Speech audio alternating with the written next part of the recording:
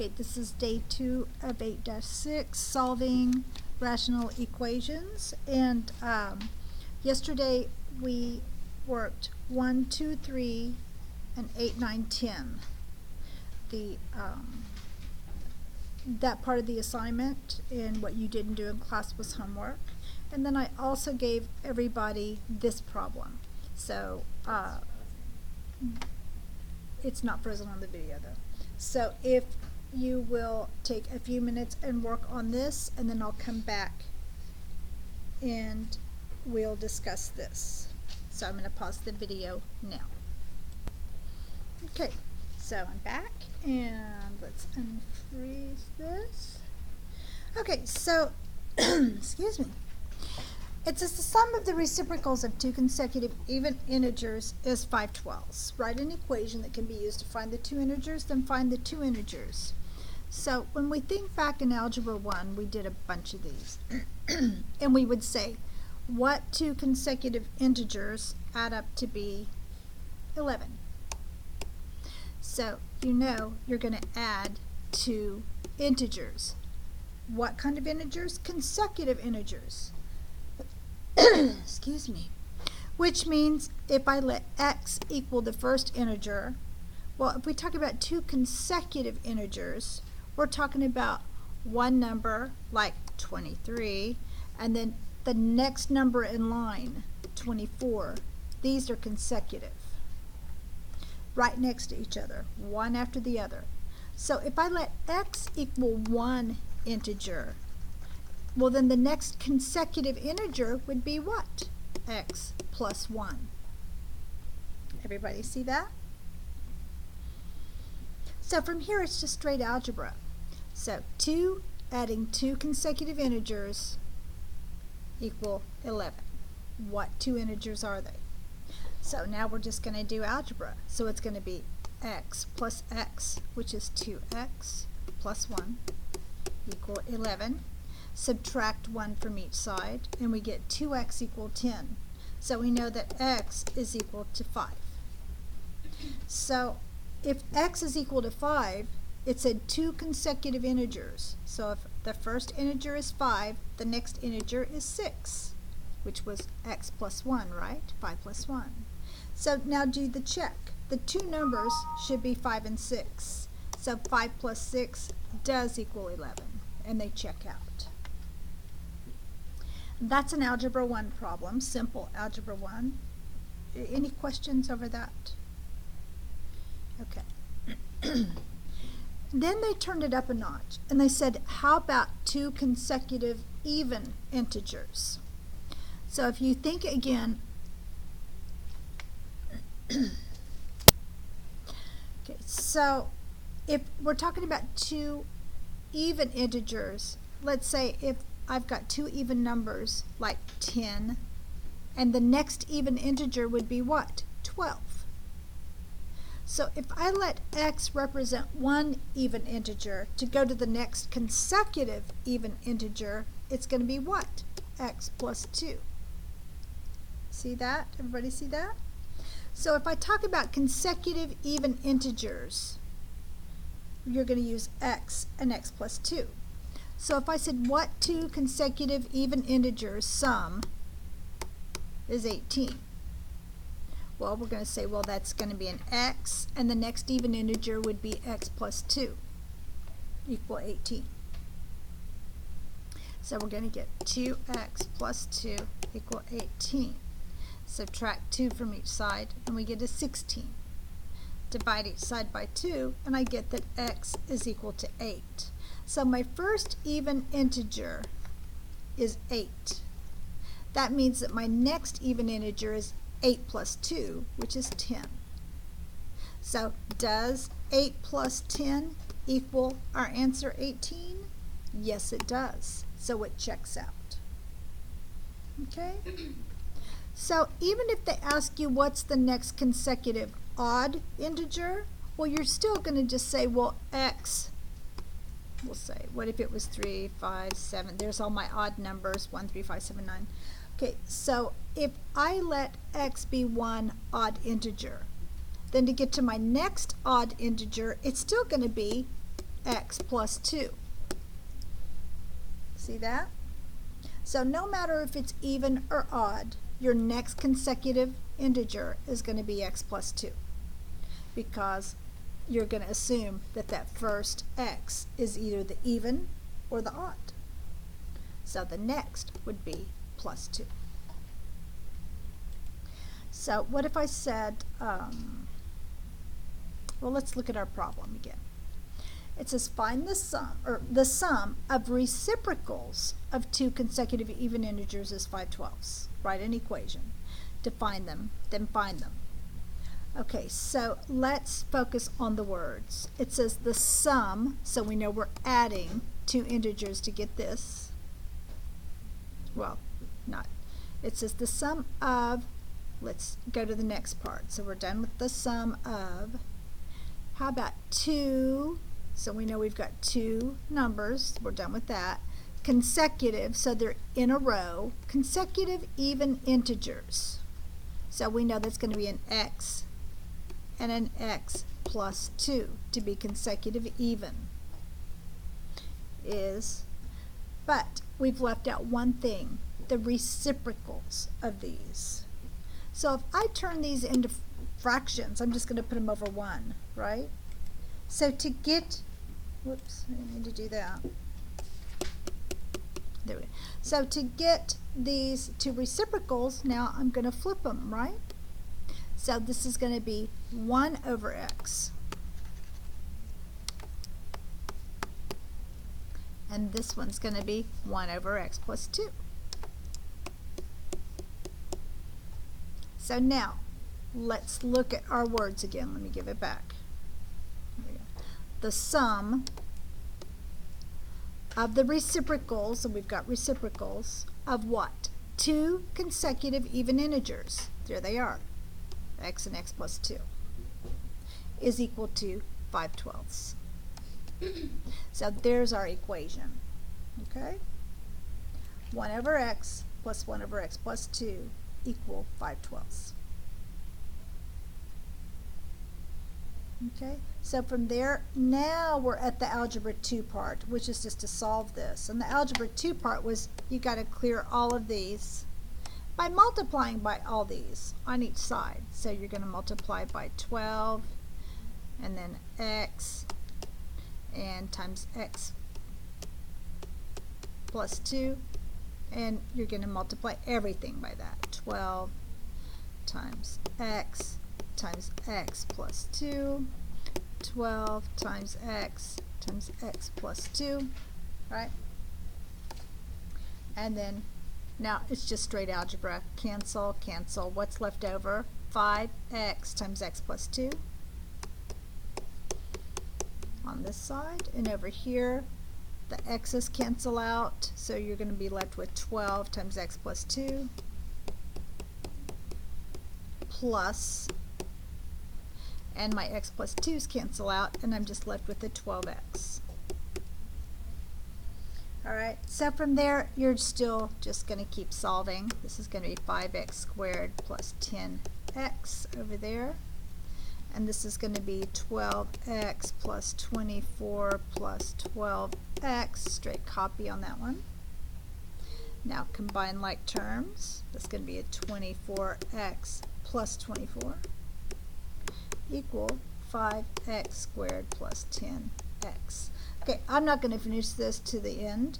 What you would do is put everything on one side of the equation, set it equal to 0. And if you can factor it, if it's a trinomial and you can factor it, that's great. Or you might have to plug it into a quadratic equation. Okay, so whatever you've got to do to solve it, you will solve it from there. But that's how you do these. And you have one of these on the test, and there's one on the next to the last problem of your study guide. No, it's on number 17 of your study guide. But it says the sum of the reciprocals, so again we're looking at sum of reciprocals of two consecutive even integers, so it's the same thing, is equal to what on your study guide? 9/40.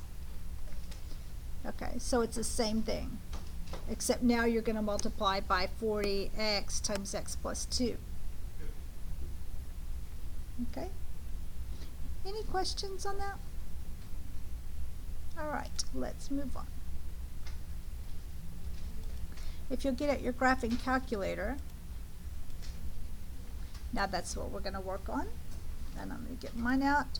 The first thing I want you to do is clear your memory. So turn it on and go to clear. Let me exit out. You can quit out if you need to, but go to second function and then your memory, which is the plus symbol, and then 7, 1, 2. And that'll reset everything in your calculators, so we're all the same. If you don't have a calculator, just grab one off one of the empty desk. There's some over here on this row.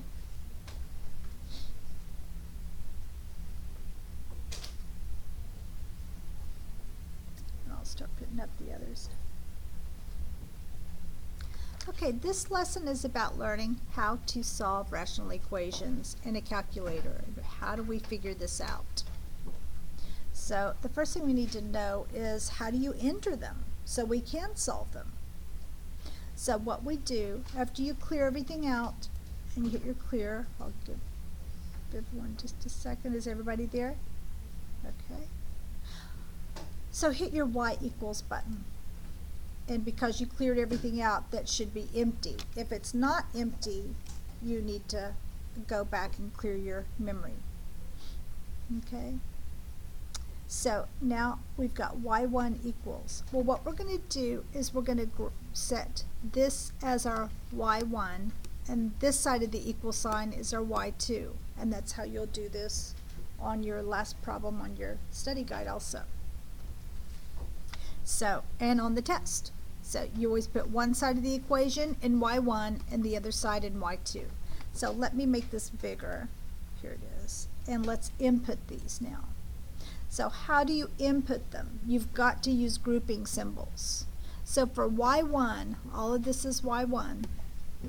We're going to start with open parenthesis, and then 2, and I'm going to type it 2. Let's see. Open paren is above the 8 key, and then 2. Now divided by, press your divided sign, and then open parenthesis and type x plus 2, close, close.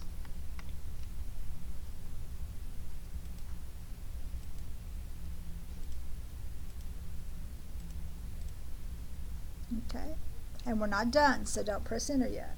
So you've got open paren, 2 divided by open paren, x plus 2, close, close, plus. Now type your plus key. And now we're going to do the same thing for the next term. Open paren, x divided by open paren, x minus 2, close, close. Then you can press enter.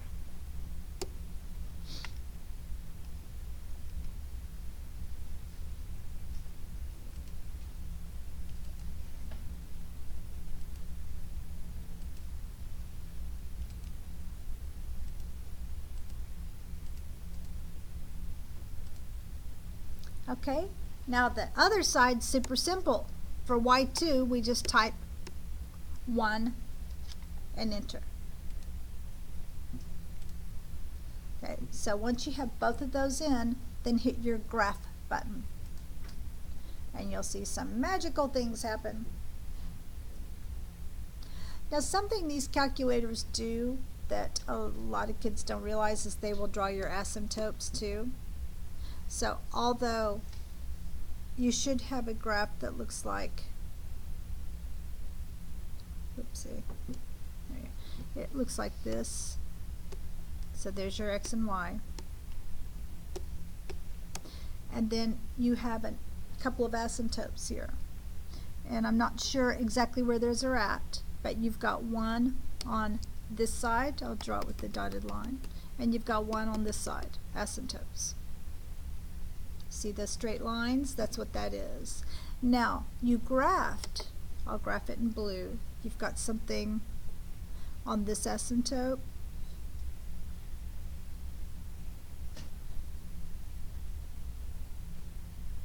And on this one. And then you've got something here. And now you've got that one line, that y equals 1, that goes across. Whoops. It's up there. Sorry. Okay?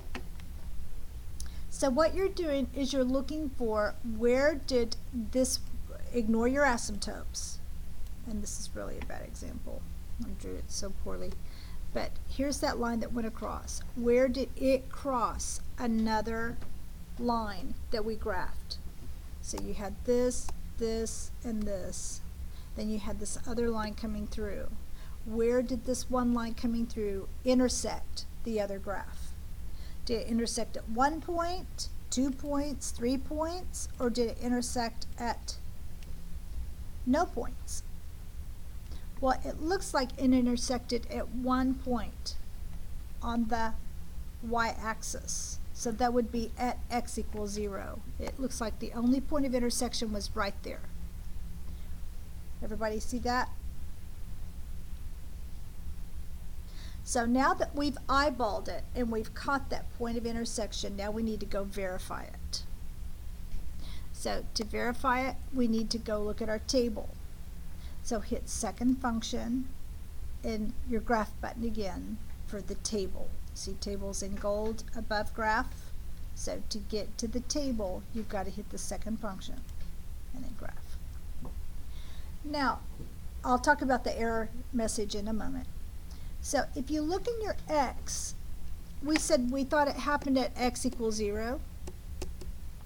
And if you notice, there's x equals 0 right there. So now let's look at our two graphs, y1 and y2. What are the values of y1 and y2 when x is equal to 0? Are they the same? If they're the same, then they're intersecting, right? So if we look at x equals 0, y1 is 1 and y2 is 1. So at x equals 0, y1 and y2 are the same. So they are intersecting at x equals 0. So that's our solution. X equals 0 is our solution.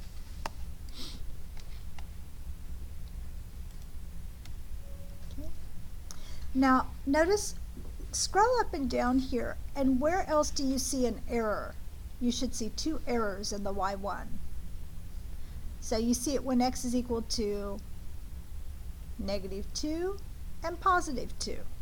Well, let's look at our graph again. Is that where we see the asymptotes? Yes, it is, at 2 and -2. That's where our asymptotes are. So that was at -2 and 2. So that's why we've got an error, because it doesn't exist. There's a hole in the graph. And if you take this a step further to analyze the original problem, what can x never be here when you look at these denominators? Let's see. X cannot equal a 2, and x cannot equal a -2.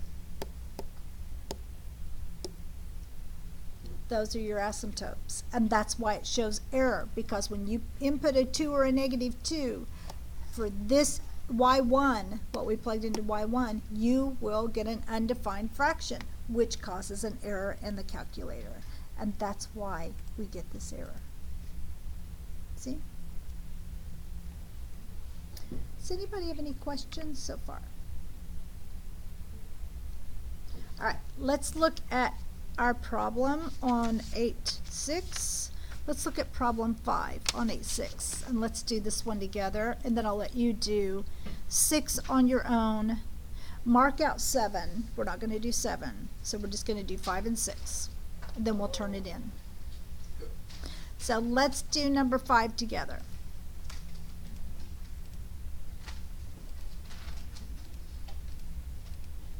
Here we go. Okay, so for number 5, you've got 4 over 2x minus 3 equals x over 5. So let's plug this into the calculator and see what we get. So be careful with your parentheses again. So go to y equals and hit clear, down arrow and hit clear again, so you clear both of those out. Now let's do y1 equals, and it's going to be this side is my y1, this side is my y2. Now I'm going to go 4 divided by, and then open paren, 2x minus 3. Close paren. Okay, and then for my y2, I'm just going to do x divided by 5. So input those, 4 divided by, open paren, 2x minus 3, close paren, enter, and then x divided by 5, enter. Now once you have these, hit your graph button, and let's look what we get. Ooh. Okay. How many asymptotes do we have? 1. And if you look at our equation here, that's all we would expect, right? Because there's only 1 where x is in the denominator. So this would create an asymptote at positive 3/2. How do you know? We'll set 2x minus 3 equal to 0, remember? And solve for x. So you get 3 divided by 2, so x equals 3/2. So at 1.5. But when we look at our table, we don't see all the values, and it's going to be hard to see some things. So how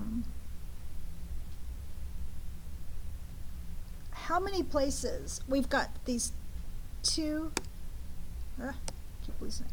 We have these two, we've got an asymptote at 1.5, between 1 and 2. And we've got this situation going on here.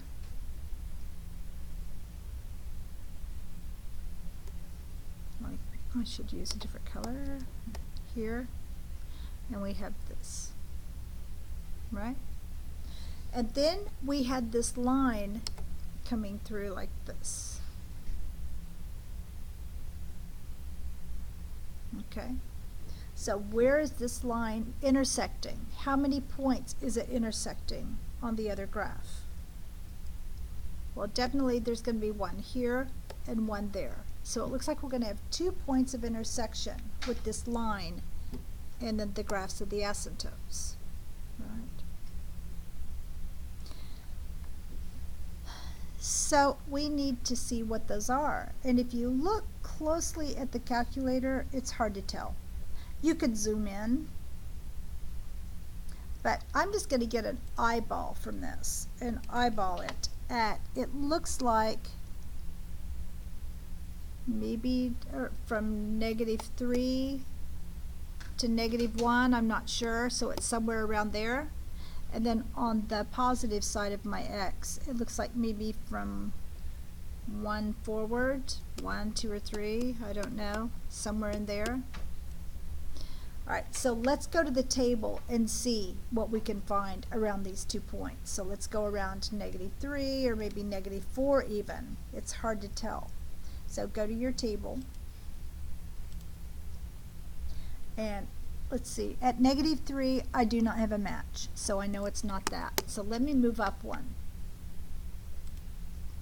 So -4 I don't have a match. -2 I don't have a match. And -5 there's no match, and that's back too far. So I'm not seeing a match on this side at all. So it tells me I better change my units of measure.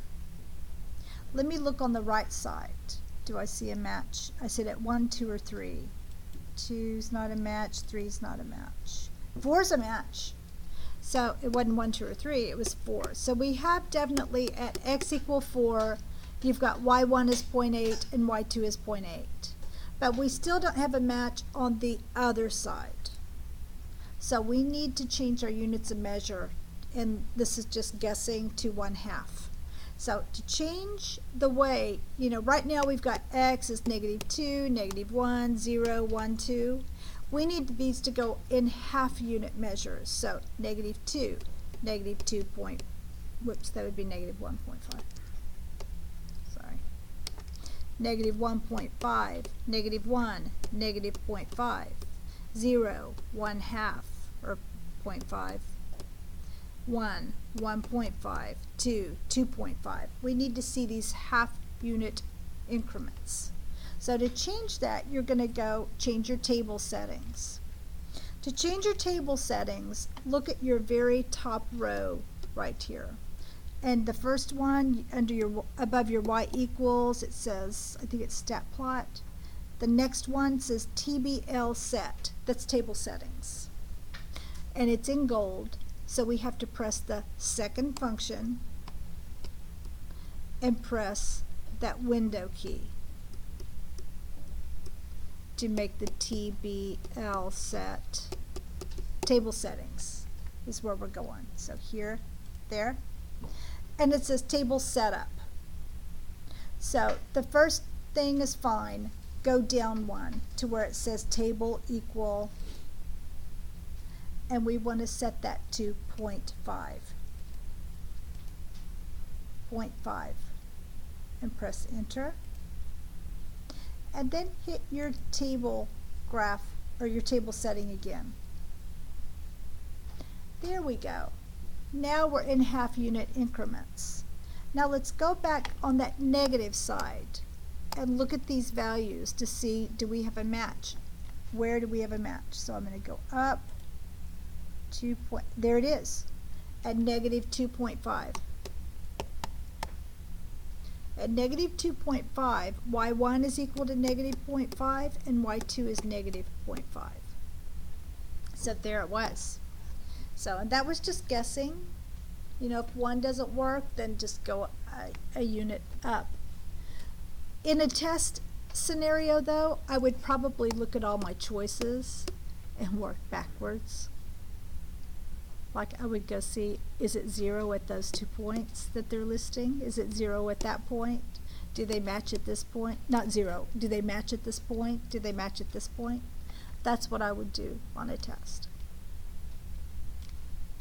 But sometimes it's easier to graph first. So what are our answers? We set at x equal, wasn't it 4? I think it was 4. Yeah, 4. At 4 and -2.5, and that's our answer.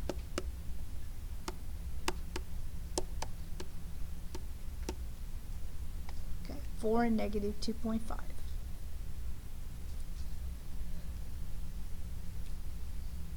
Any questions on 5? Okay, if you'll do 6 on your own, and then we'll turn in our assignment, and we are done. That concludes our chapter. Thank you.